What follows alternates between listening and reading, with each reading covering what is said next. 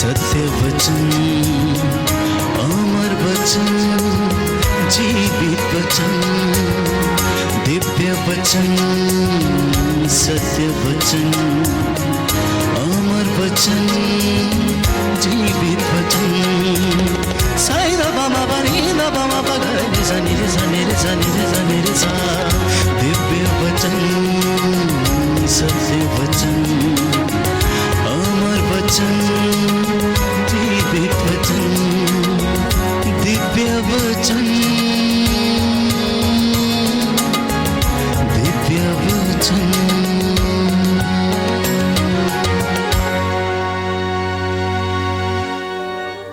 संत लूकस का सुसमाचार अध्याय 13 पद संख्या 10 और उससे आगे। ईसा विश्राम के दिन किसी सभागृह में शिक्षा दे रहे थे। वहां एक स्त्री आई जो अपदूत लग जाने के कारण 18 वर्षों से बीमार थी। वह एकदम झुक गई थी और किसी भी तरह सीधी नहीं हो पाती थी। ईसा ने उसे देखकर अपने पास बुलाया और उससे कहा, नारी, तुम अपने रोग से मुक्त हो गई हो। और उन्होंने उस पर हाथ रख दिए। उसी क्षण वह सीधी हो गई और ईश्वर की स्तुति करती रही। सभागृह का अधिकारी चिढ़ गया क्योंकि ईसा ने विश्राम के दिन उस स्त्री को चंगा किया। उसने लोगों से कहा, 6 दिन हैं जिनमें काम करना उचित है, इसलिए उन्हीं दिनों चंगा होने के लिए आया करो, विश्राम के दिन नहीं। परंतु प्रभु ने उसे उत्तर दिया, ढोंगियों, क्या तुम में से हर एक विश्राम के दिन अपना बैल या गधा थान से खोलकर पानी पिलाने नहीं ले जाता?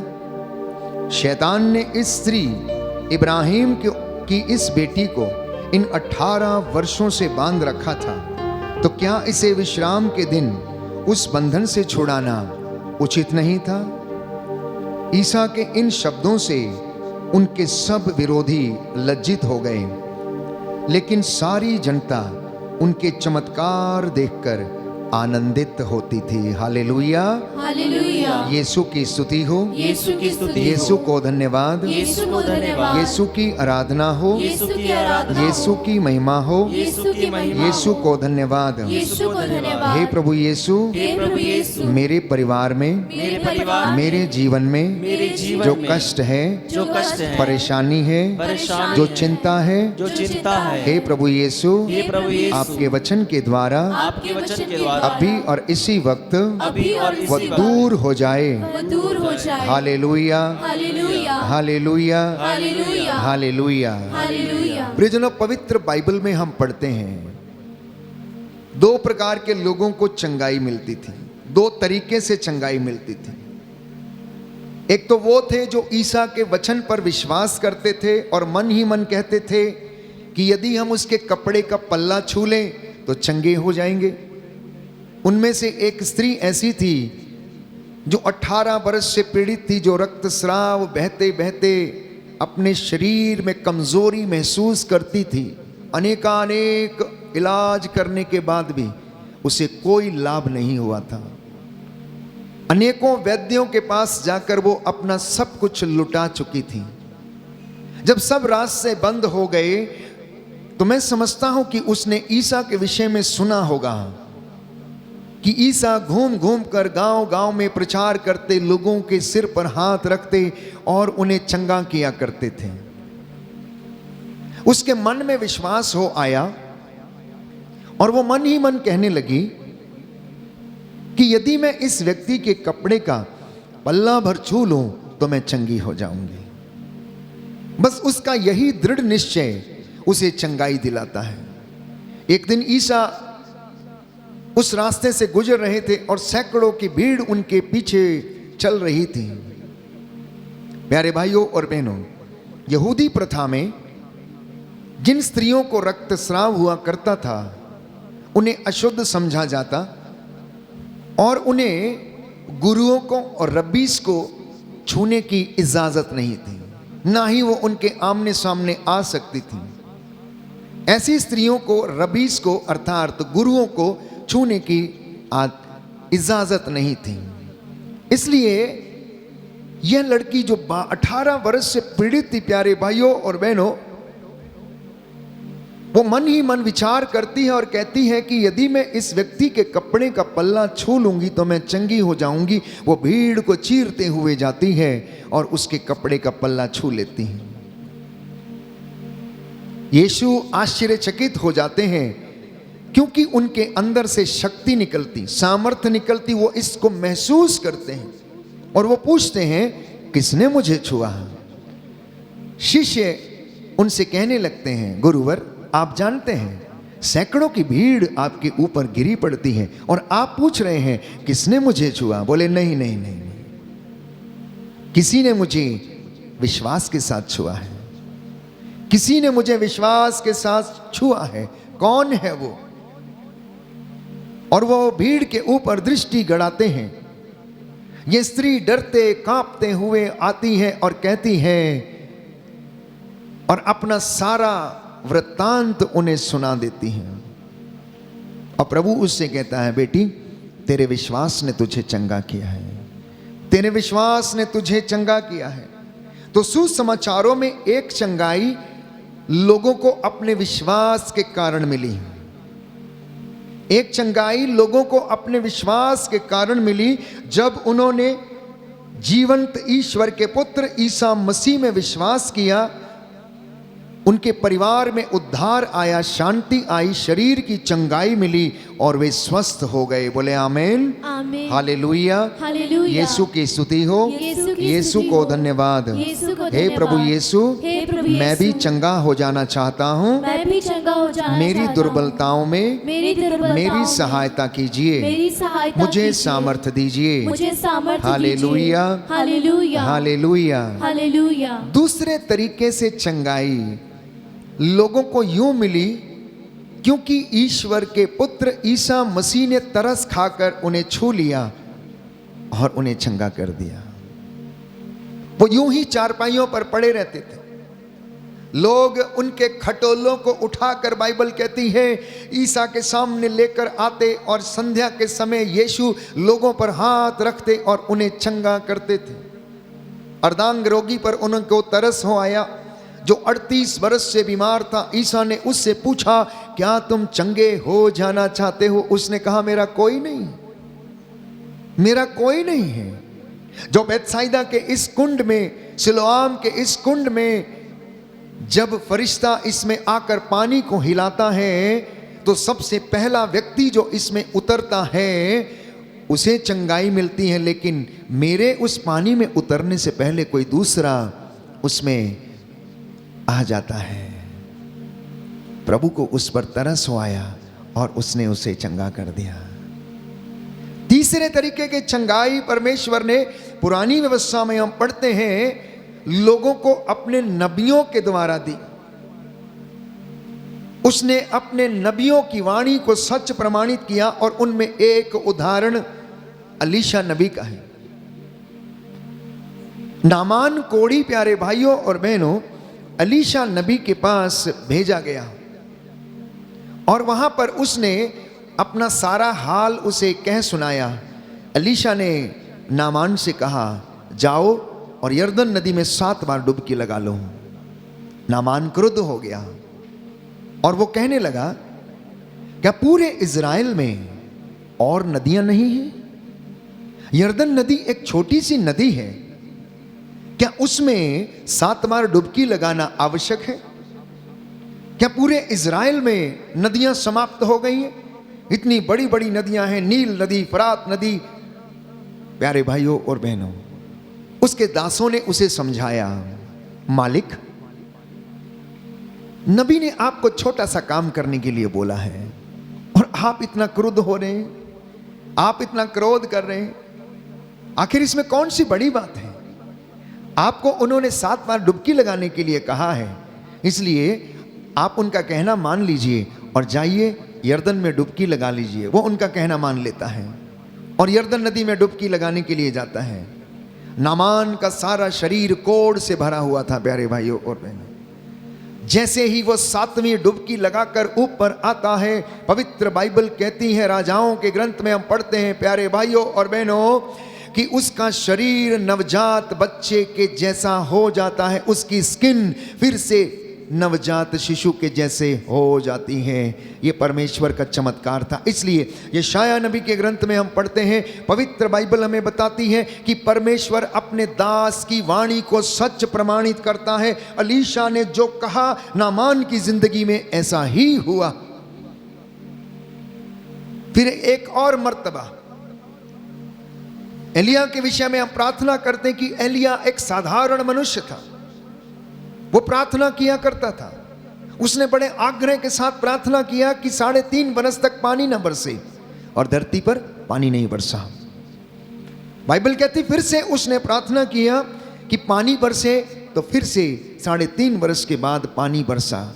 कहने का मतलब यह है कि परमेश्वर ने अपने दासों की वाणी को सच प्रमाणित किया और लोगों को चंगाई दी, और नबियों के द्वारा उसने चिन्ह और चमत्कार दिखाए। बोलिए आमीन, आमीन, हालेलुया, हालेलुया। यीशु की स्तुति हो, यीशु की स्तुति यीशु हो, को धन्यवाद, यीशु को धन्यवाद, यीशु की आराधना हो, यीशु की आराधना यीशु हो, की महिमा हो, यीशु की महिमा हो, यीशु की आराधना हो, यीशु की आराधना यीशु हो, को धन्यवाद, यीशु को धन्यवाद, हालेलुया, हालेलुया, हालेलुया। हालेलुया। हे प्रभु यीशु, हे प्रभु यीशु, मेरे जीवन में, मेरे जीवन में, मेरे परिवार में मेरे परिवार में आपकी आशीष ठहरे, आपकी आशीष ठहरे, और मेरे कामकाज में और मेरे कामकाज में आपकी महिमा प्रकट हो जाए। आपकी महिमा प्रकट हो जाए। हालेलुया, हालेलुया, हालेलुया, हालेलुया, हालेलुया। हालेलुया। चौथे, चंगाई प्यारे भाइयों और बहनों, लोगों को ईश्वर के वचन के द्वारा मिली। जब उन्होंने वचन को ग्रहण किया, प्रायश्चित किया, तो परमेश्वर ने उनके गुनाहों को माफ किया और उनके परिवार में आशीष आ गई। पवित्रताई में जब उन्होंने जीवन बिताना शुरू किया, तो परमेश्वर ने उनकी जिंदगी में चमत्कार करने शुरू किए। उसका एक उदाहरण योशुआ नबी के ग्रंथ अध्याय 3 पद संख्या 5 में हमें मिलता है। Book of prophet Joshua chapter 3 verse 5 लिखा है प्यारे भाइयों और बहनों, योशुआ ने लोगों से कहा, अपने को पवित्र बनाए रखो, क्योंकि कल प्रभु तुम्हारी आंखों के सामने चमत्कार करेगा। अपने को पवित्र बनाए रखो, क्योंकि कल तुम्हारी आंखों के सामने प्रभु चमत्कार करेगा। बोलिए आमीन, आमीन, हालेलुया, हालेलुया, हालेलुया, हालेलुया, हालेलुया, हालेलुया, हालेलुया। हालेलुया। प्रभु का वचन कहता है, प्रभु का वचन योशुआ कहता का है, ग्रंथ योशुआ का ग्रंथ अध्याय 3 अध्याय 3 पद संख्या 5, पद संख्या 5, तुम अपने को पवित्र बनाए रखो, तुम अपने को पवित्र बनाए रखो, क्योंकि कल प्रभु प्रभु तुम्हारी आंखों के सामने तुम्हारी आंखों के चमत्कार करेगा। चमत्कार करेगा। हालेलुया, हालेलुया, हालेलुया, हालेलुया, हालेलुया। हालेलुया। तो प्रियजनों, पवित्रताई में रहने से चमत्कार होते हैं। आप चमत्कार देखना चाहते हैं? मैं समझता हूं हर व्यक्ति चाहता है कि उसकी जिंदगी में चमत्कार हो। चाहते हैं या नहीं चाहते हैं? आप जो मुझे ऑनलाइन प्रार्थना में सुन रहे हैं, इस वक्त प्रभु की उपस्थिति में हम इस वक्त मौजूद हैं, सब व्यक्ति चाहते हैं कि उनकी जिंदगी में चमत्कार हो। हर व्यक्ति चाहता है कि वो प्रेज एंड वर्शिप करे, प्रचार करे, सेवकाई करे, प्रभु की वेदी पर खड़ा होकर उसकी वाणी को लोगों को सुनाए, लोगों के बीच में प्रभु के कार्य करे, चिन्ह और चमत्कार होने पाए। तो बाइबल कहती है, अगर आप चमत्कार देखना चाहते हैं तो आपको पवित्रताई में रहना होगा, उपवास और प्रार्थना में बने रहना होगा। तब प्रभु आपके द्वारा चिन्ह और चमत्कार प्रकट करेगा, क्योंकि लिखा है, क्या आप नहीं जानते कि आप ईश्वर के मंदिर हैं और ईश्वर का आत्मा आप में निवास करता है। उस पवित्रताई में वो ईश्वर का आत्मा निवास करता है, और जब वो हमारे अंदर निवास करता है तो वह हमारे द्वारा बोलता है। ईश्वर का आत्मा बोलता, बोलने वाले हम नहीं। चंगा करने वाले हम नहीं, परंतु प्रभु का आत्मा है जो बोलता है प्यारे भाइयों और बहनों, और आप सभी लोगों को आशीष प्रदान करता है। अब आप मुझसे कहेंगे फादर जी ये बहुत कठिन है, पवित्रताई में रहना बहुत कठिन है, हम ना चाहते हो भी प्रलोभन में पड़ जाते हैं, हमसे होता नहीं है, हम प्रार्थना नहीं कर पाते हैं, हम उपवास नहीं कर पाते हैं, हम बहुत अच्छे काम करना चाहते हैं, हजूरी में रहना चाहते हैं, वचन में बढ़ना चाहते हैं, आज्ञा का पालन करना चाहते हैं, लेकिन हम असमर्थ रहते हैं। प्रियजनों, परमेश्वर नहीं चाहता कि आप बहुत बड़े बड़े काम करें, लेकिन वो चाहता है कि आप हर छोटे से छोटे काम में उसकी महिमा करें, हर छोटे से छोटे काम में उसकी प्रशंसा करें, स्तुति करें, और हर छोटा बड़ा काम जो है वो उसके नाम पर किया करें। बोलिए आमीन। आमीन। प्रभु का वचन कहता है, प्रभु का वचन कहता आप है, जो भी कहें या करें, आप जो भी कहें या करें, ईसा मसीह के नाम में ईसा मसीह के नाम किया में करें। किया करें। हालेलुया, हालेलुया, हालेलुया, हालेलुया, हालेलुया। हालेलुया। फिर से आप कहेंगे फादर जी ये भी बहुत कठिन है, ये भी बहुत कठिन है, हमसे नहीं होगा। इसके लिए हमें निरंतर प्रयास करते रहने की आवश्यकता है, क्योंकि आध्यात्मिक जीवन एक संघर्ष है। आध्यात्मिक जीवन एक संघर्ष है। ये हमारी जो स्पिरिचुअल फाइट है जिसे हम रोज लड़ते हैं, बाइबल इसके विषय में हमें बताती है अफेसियों के पत्र अध्याय 6 पद संख्या 12 में, क्योंकि हमारी लड़ाई मनुष्यों से नहीं बल्कि अंधकार में संसार के अधिपतियों से है, अधिकारियों से है, शासकों से है, दुष्ट आत्माओं से है, जिनसे हमें रोज संघर्ष करना पड़ता है। पड़ता है या नहीं पड़ता है? पड़ता है या नहीं पड़ता है? Book of Ephesians chapter 6 verse 12। कई बार आपको मौके आते हैं जहां पर आपको झूठ नहीं बोलना चाहिए, लेकिन आप चाह कर भी झूठ बोलते हैं। कुछ लोग कहते हैं फादर जी अगर किसी का भला होता हो और वहां झूठ बोल दिया जाए तो क्या वो सही नहीं है? प्रियजनों, झूठ तो झूठ है, झूठ तो झूठ है, क्योंकि वो सत्य कभी हो नहीं सकता है, वो सत्य कभी हो नहीं सकता है। ऐसी परिस्थिति को आने ही मत दीजिए जहां पर आपको झूठ का सहारा लेना पड़े। इसलिए संत पौलुस हमें समझाता है इस संघर्ष को जीतने के लिए हमें आध्यात्मिक बातों का ज्ञान होना जरूरी है। प्रियजनों, हमें प्रभु के वचन का ज्ञान होना जरूरी है। संत पौलुस कहता है कि हमें दुष्ट आत्माओं से जैसे निराशा, ईर्ष्या, उदासी, अहंकार, घमंड, निंदा, दलबंदी, चोरी, झूठ, फरेब और ऐसी तमाम बातें जिनका हमें रोज सामना करना पड़ता है।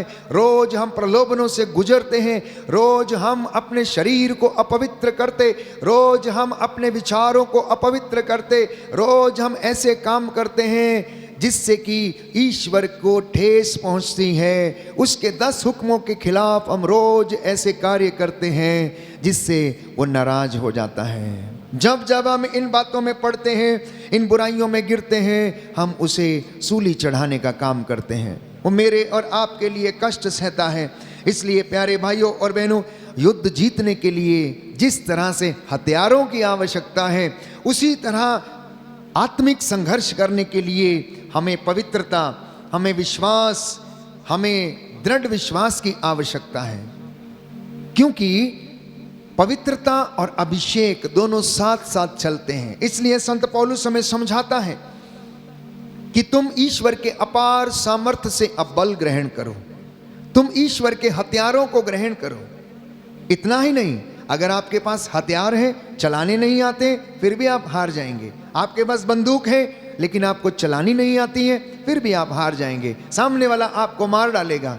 यदि आपके पास बाइबल है लेकिन आप उसे पढ़ते नहीं है, वचन को इस्तेमाल करना नहीं आता है, क्योंकि निवेदन करने के लिए कौन सा वचन बोलना है, चंगाई करने के लिए कौन सा वचन बोलना है, आत्मा में अभिषेक प्राप्त करने के लिए कौन सा वचन पढ़ना चाहिए, यदि हमें मालूम नहीं है, प्रियजनों, हम हार जाएंगे, हम हार जाएंगे। इसलिए शैतान का सामना करने के लिए सही मौके पर ईसा मसीह के द्वारा कहा गया सही शब्द का इस्तेमाल करना अत्यंत आवश्यक है। जब गूंगे बहरे की दुष्ट आत्मा उस व्यक्ति के अंदर थी तो ईसा ने उसे डांटा और उससे कहा, अरे गूंगे बहरे की आत्मा, मैं तुझसे कहता हूं इसके अंदर से निकल जा। जब गेरासीन का अपदूतग्रस्त चिल्ला रहा था, दूर से वो कह रहा था कि तुझे हमसे क्या, तू हमें सताने के लिए क्यों आया है। यीशु ने उसे डांटा और उससे कहा, चुप रह और इस मनुष्य से निकल जा। वो अनुनय विनय करने लगा, कहने लगा कि मुझे यहां से मत निकालिए। यीशु ने उसे फिर डांटा। प्यारे भाइयों और बहनों, इतना ही नहीं, गेत्समनी बाग में जब यीशु प्राण पीड़ा सह रहा था, उन्हें आग्रह के साथ प्रार्थना किया। देखिए, वो ईश्वर का बेटा था, वो ईश्वर का बेटा था। यदि पिता से वो कहता कि मेरे लिए सैकड़ों दूतों की सेना भेज दीजिए, तो क्या पिता उनके लिए नहीं भेजता? अवश्य भेजता, अवश्य भेजता। लेकिन ईश्वर का पुत्र होने के बावजूद बाइबल कहती है, फिलिपियों के पत्र अध्याय 2 पद संख्या 5 और उससे आगे हम पढ़ते हैं कि उसने ईश्वर की बराबरी नहीं की, परंतु मेरे और आपके जैसे उसने दुख को सहन किया। उसने दुख के रहस्य को हमें समझाया, दुख में महिमा छाई है, उसने ये लोगों को बताया और उसने कष्टों को सहा, आग्रह के साथ प्रार्थना किया। जानते हैं यीशु ने कैसे अपने आप को तैयार किया? यीशु ने आज्ञाकारिता से अपने आप को तैयार किया, विश्वास के द्वारा, अधिकार के साथ, ईश्वर का वचन बोलकर, पवित्रताई में बने रहकर दुष्ट आत्माओं से वो संघर्ष करते रहे और आदत के अनुसार रोज संध्या के समय सारे कामकाज समाप्त करने के बाद ईसा पहाड़ी पर पिता से मिलने के लिए जाया करता है। इसलिए माता पिता, मैं आपसे दरख्वास्त करता हूं यीशु के नाम पर, आप कितने भी थके हारे क्यों ना हो, आप कितने भी व्यस्त क्यों ना हो, लेकिन संध्या के समय अपने शयन कक्ष में जाने से पहले, घर लौटते हैं जब आप दफ्तर से, उस वक्त आप परमेश्वर से मिलना ना भूलिएगा, वचन को पढ़ना ना भूलिएगा, स्तुति प्रशंसा करना मत भूलिएगा। कम से कम कुछ समय, योर प्रायोरिटी टाइम जो है वो परमेश्वर को आप देना आदत बना लीजिए, आदत बना लीजिए और अपने हाथों को मूसा के जैसे ऊपर रखिए। प्यारे भाइयों और बहनों, वो आपके बच्चों के लिए उन्नति के कारण बनेंगे, आपके बच्चों और आपके परिवार को वो सफलता प्रदान करेंगे। जिन माता पिताओं के हाथ इबादत में ऊपर रहते हैं, उनके घर में किसी चीज़ की कमी या घटी नहीं रहती है, वो निराश नहीं रहते, वो दुखों में भी दृढ़ बने रहते हैं। जलाशय के पास में लगाए गए उन वृक्षों के समान हैं जो सदा हरे भरे रहते हैं। बोले आमीन, आमीन, हालेलुया, हालेलुया, हालेलुया, हालेलुया। यीशु की स्तुति हो, यीशु को धन्यवाद, यीशु की आराधना हो, यीशु की आराधना, यीशु की महिमा हो, यीशु को धन्यवाद, हालेलुया, हालेलुया, हालेलुया, हालेलुया, हालेलुया, हालेलुया, हालेलुया। हालेलुया। तो अगर आप चाहते हैं कि आपका परिवार आत्मिक उन्नति करे, आपका परिवार आध्यात्मिक संघर्ष में जीते, तो सुनिए ध्यान से, पवित्र बाइबल हमें क्या कहती है। मार्कुस का सुसमाचार अध्याय 14 पद संख्या 38 और उससे आगे सुंदर वचन है। प्यारे भाइयों और बहनों, प्रभु ने कहा जागते रहो, प्रार्थना करते रहो, जागते रहो और प्रार्थना करते रहो। मैं आपके लिए वचन पढ़ूंगा। तब वे अपने शिष्यों के पास गए और उन्हें सोया हुआ देखकर पेतरुस से बोले, सिमोन, सोते हो? क्या तुम घंटे भर भी मेरे साथ नहीं जाग सके? जागते रहो और प्रार्थना करते रहो, जिससे तुम परीक्षा में ना पड़ो। आत्मा तो तत्पर है परंतु शरीर दुर्बल है, आत्मा तो तत्पर है परंतु शरीर दुर्बल है। सच है प्यारे भाइयों और बहनों, दिन भर का काम करने के बाद ये पैर हाथ थक जाते हैं, शरीर जवाब देने लगता है, शाम को आराम करने की सोचता है। शैतान प्यारे भाइयों और बहनों प्रलोभन देता है और कहता है, बेटा थक गया है, कोई बात नहीं, आज मत करो, कल कर लेना, क्योंकि उसे मालूम है कल कभी आएगा नहीं और इसे मैं कभी करने नहीं दूंगा, इसे मैं कभी करने नहीं दूंगा। इसलिए उस वक्त दृढ़ता के साथ शैतान का सामना करना। और बाइबल हमें बताती, यूहन्ना के पत्र में हम पढ़ते हैं, शांति का ईश्वर शीघ्र ही शैतान को आपके कदमों के नीचे डाल देगा और कुचल देगा। इसलिए हर प्रार्थना, हर साधना, हर आध्यात्मिक धर्म महासभा जो जितनी भी हैं, ये एक स्पिरिचुअल वॉरफेयर है, ये एक आध्यात्मिक संघर्ष है जहां आप बदरूहों के साथ लड़ते हैं। जब वचन सुनाया जाता, जब वचन स्वीकार किया जाता, जब वचन को बोला जाता है, प्यारे भाइयों और बहनों, इनसे लड़ने के लिए पवित्रता, उपवास और प्रार्थना की आवश्यकता है। इसलिए यीशु ने कहा मार्कुस के सुसमाचार अध्याय 9 पद संख्या 29 में, उपवास और प्रार्थना के बिना ये जाति नहीं निकाली जा सकती।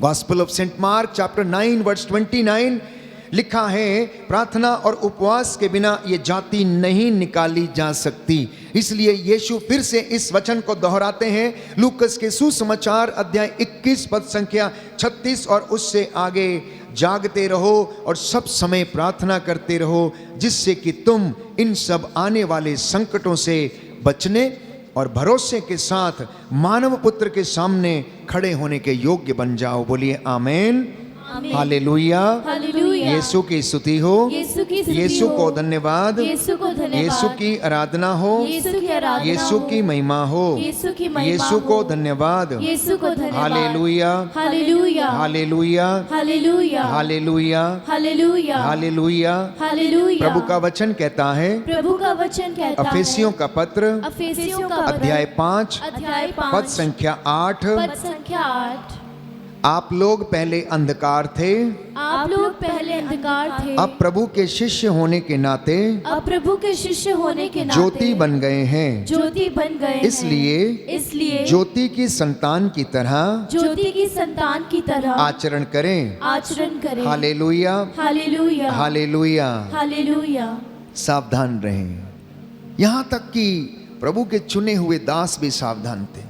पौलुस बड़ा सावधान था, इसलिए कुरिन्थियों के दूसरे पत्र अध्याय 2 पद संख्या 11 में वो कहता है,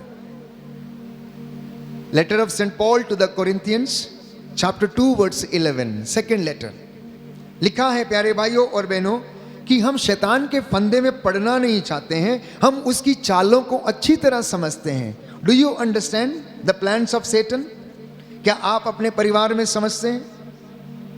आप अवश्य समझेंगे यदि आपको वचन का थोड़ा सा भी ज्ञान है, यदि आपने इसको थोड़ा सा भी पढ़ा है, यदि आपने इसे अंगीकार किया है, तो आप सावधान रहेंगे और आप जानेंगे कि किस तरह से शैतान प्रलोभन देता है, किस तरह से उसने हेवा को भटकाया, किस तरह से उसने काइन के मन में ईर्ष्या का बीज बोया, किस तरह से उसने प्यारे भाइयों और बहनों सुसन्ना के साथ 2 लोग जो व्यभिचार करने की कोशिश करे थे वैसा विचार उनके मन में डाला, किस तरह से शैतान ने दाऊद को बहकाया, किस तरह से शैतान ने सैमसन को बहकाया और वो दलीला के चक्कर में पड़कर अपने बालों को कटवा देता है और उसका सामर्थ्य समाप्त हो जाता है।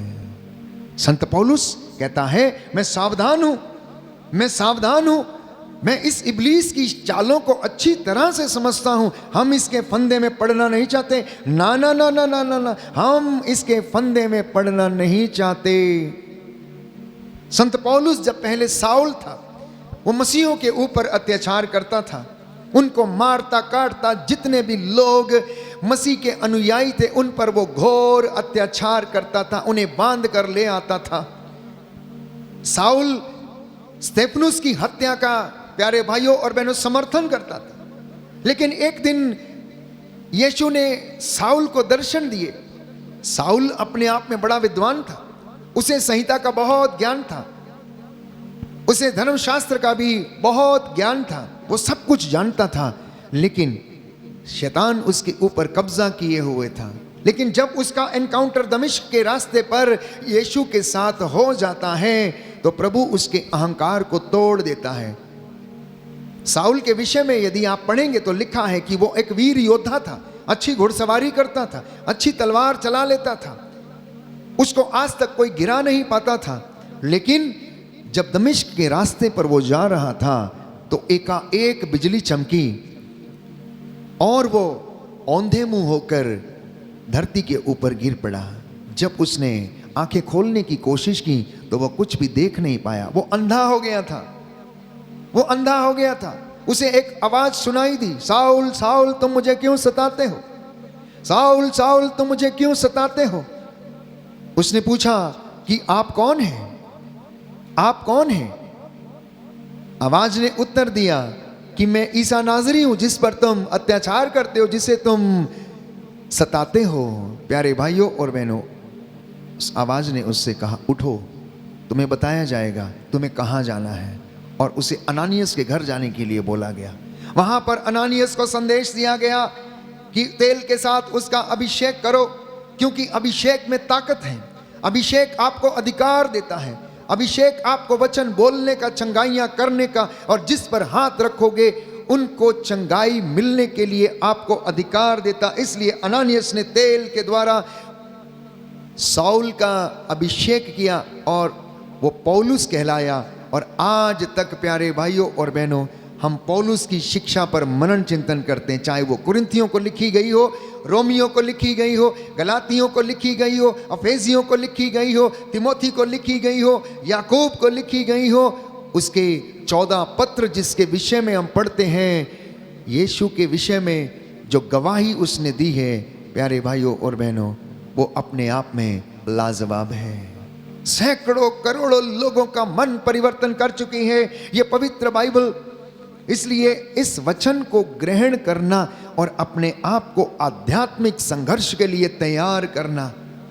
उसके बाद जब यीशु ने पौलुस को दर्शन दे दिए और उसका मन परिवर्तन हो गया, तो वो यीशु के लिए मर मिटने को तैयार हो गया।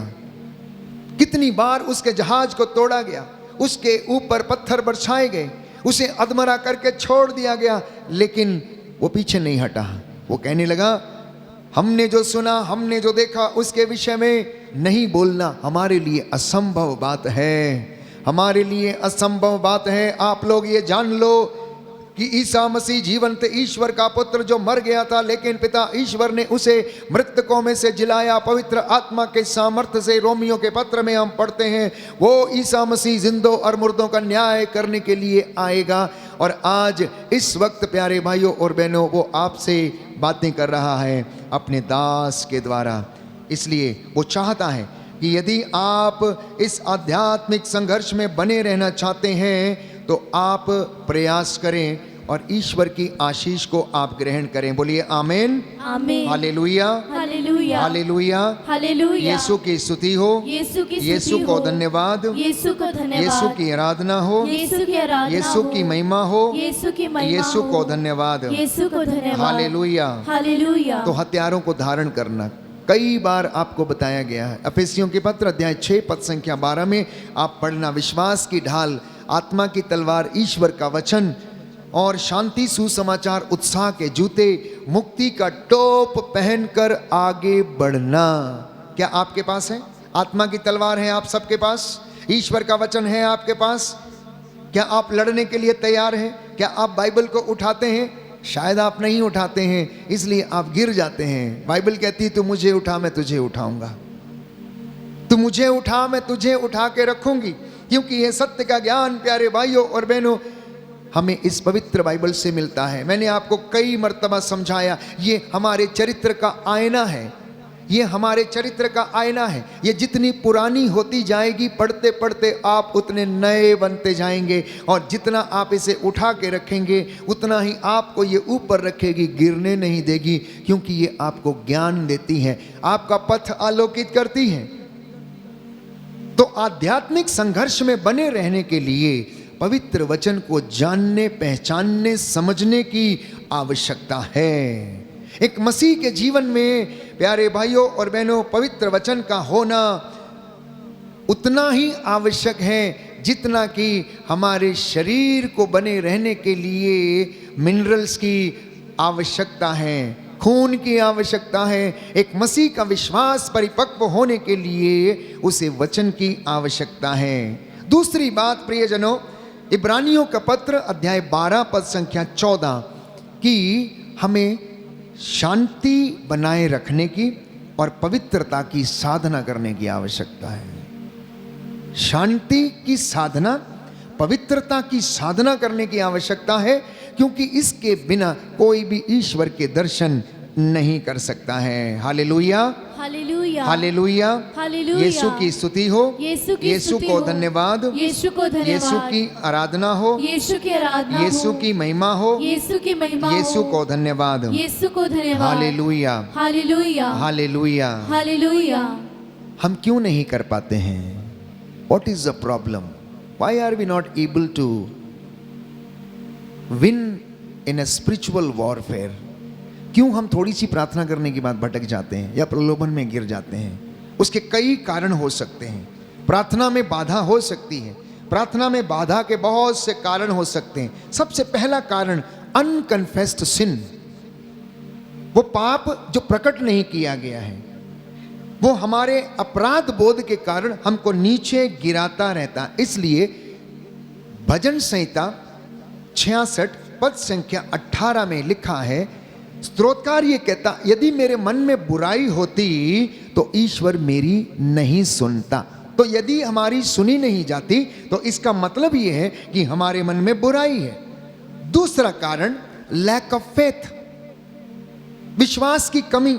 अगर आप न्यायकर्ताओं के ग्रंथ अध्याय 6 पद संख्या 36 में पढ़ेंगे, बुक ऑफ जजेस चैप्टर 6 वर्स 36, यदि आप उसमें पढ़ेंगे तो गिदयोन ने ईश्वर की 2 बार परीक्षा ली।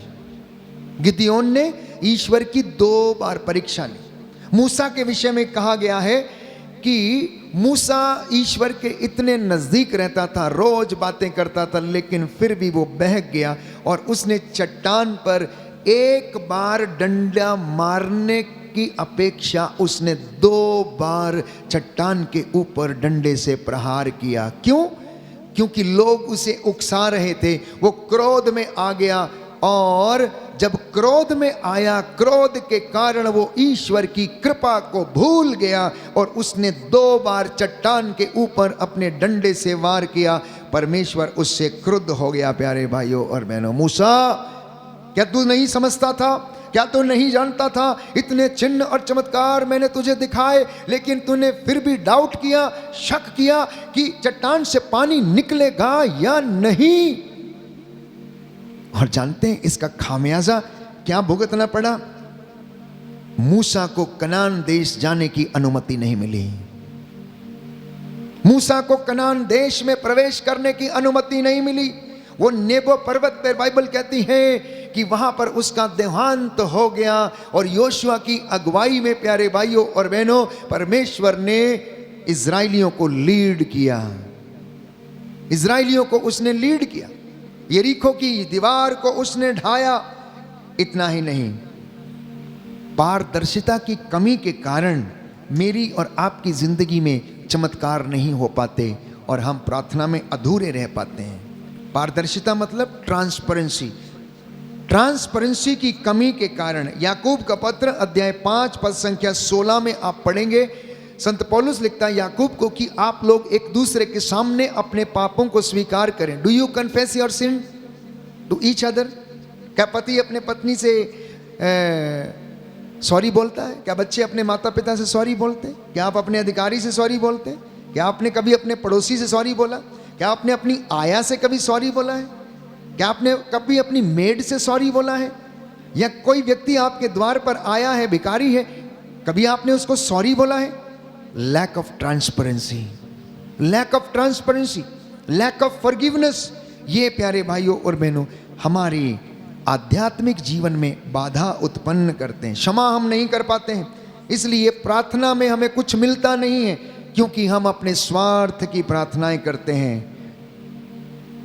और आखिरी बात, अनरिजॉल्व्ड कॉन्फ्लिक्ट्स हमारे जो व्यक्तिगत जीवन में है, पारिवारिक जीवन में है, ये हमें आध्यात्मिक संघर्ष में उन्नति पाने नहीं देते हैं। कुछ ऐसी बातें जो हमारी जिंदगी में पूरी नहीं हो रही हैं, जो निरंतर चलते रहते हैं। फॉर एग्जाम्पल, वैवाहिक जीवन के जो कॉन्फ्लिक्ट्स हैं, पति पत्नी के बीच में, जो कभी सुधर नहीं पाते हैं, उनकी जिंदगी में वचन काम नहीं कर पाता है। आइए हम प्रार्थना करें।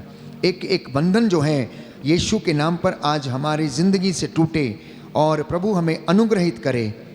आध्यात्मिक उन्नति के लिए हम संघर्ष करते रहें, प्रार्थना करते रहें, आदत डाल लें, प्रभु से बातचीत करने की, प्रभु से रोज मिलने की आदत के अनुसार हम रोज प्रभु की हुजूरी में इकट्ठे होकर प्रभु से प्रार्थना करें।